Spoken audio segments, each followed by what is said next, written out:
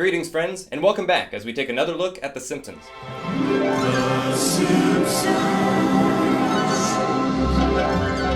You guys gave a lot of great suggestions for the next batch of characters, so what I've decided to do is group several favorites under a common theme, then we'll cover one section of the show at a time.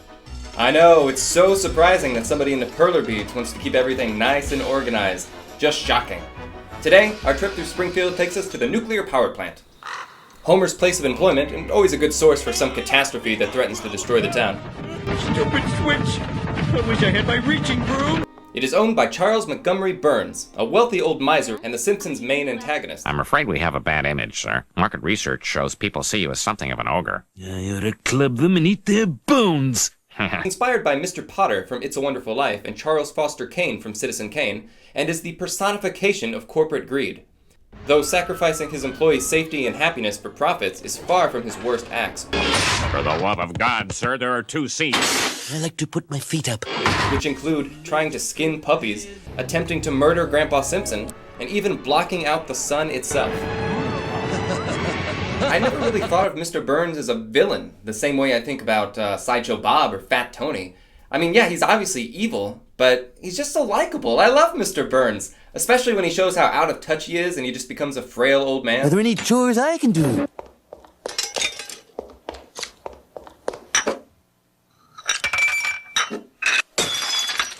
No. You just stay here and maintain your dignity. Naturally, he's hated by everyone in Springfield. Almost everyone. No one will want to kiss me after these, eh, Smithers? Well, it's their loss, sir. Yes. Oh, Smithers, Burns' loyal personal assistant. It's weird to remember the early days when he was a villain too. Now I've got you, Simpson. He was even the penultimate boss in the arcade game. But soon his heart softened, and he became one of the rare characters in Springfield that actually has a good moral compass and usually tries to do the right thing. There's some candy right here, sir. Why don't we eat this instead of stealing? Running gags like Mr. Burns' antiquated heartlessness, combined with Smithers' unsettling fascination for his boss, make these two my absolute favorite pairing on the show. And speaking of great pairings... Lenny and Carl. Nuts. Nuts. They were simply introduced to give Homer someone to talk to at work, but have since had tons of classic moments on their own. I'm Lenny. This is Carl and Homer. I'm Lenny. Probably because it's so easy to just drop one or both of them into any situation. They're just random citizens you would see around town from time to time. And as for you, I don't know you, but I'm sure you're a jerk. Hey, I've only been here a few minutes. What's going on? Which is a big reason Springfield always felt so real and lived into me. You can look at most any crowd shot from the series and actually recognize most of the characters. Lenny and Carl are perfect examples of what make up The Simpsons' excellent and sizable supporting cast. Let's pay tribute with some Perler bead portraits. Oh, don't poo-poo a nickel, Lisa. A nickel will buy you a steak and kidney pie, a cup of coffee, a slice of cheesecake, and a newsreel, with enough change left over to ride the trolley from Battery Park to the Polo Grounds. Me and my fourth form chums think it would be quite corking if you'd sign over your oil well to the local energy concern. Mr. Burns. If you can take advantage of a situation in some way, it's your duty as an American to do it. Why should the race always be to the swift, or the jumble to the quick-witted? Should they be allowed to win merely because of the gifts God gave them? Well, I say, cheating is the gift man gives himself. Mr. Burns, I insist that we cheat. Excellent. Immediately after the piece is fused, it will stick to your ironing paper. Carefully lift it off the pegboards and lay it flat on the table.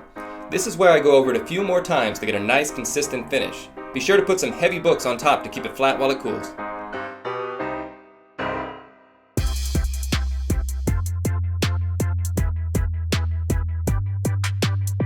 Oh no! Smithers, why didn't you tell me about this market crash? Well, sir, it happened 25 years before I was born. Oh, that's your excuse for everything. Hello, Smithers. You're quite good at turning me on. You probably should ignore that. It's that horrible Mr. Burns, isn't it? You leave Mr. Burns out of this!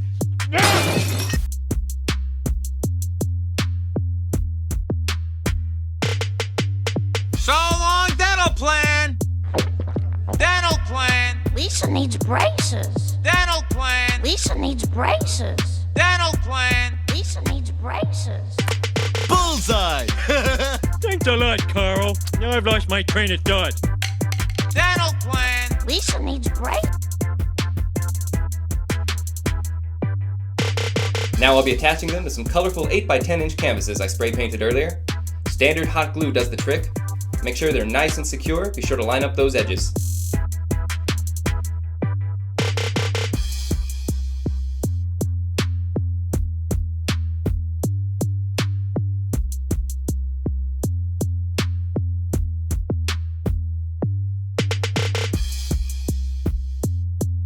Excellent.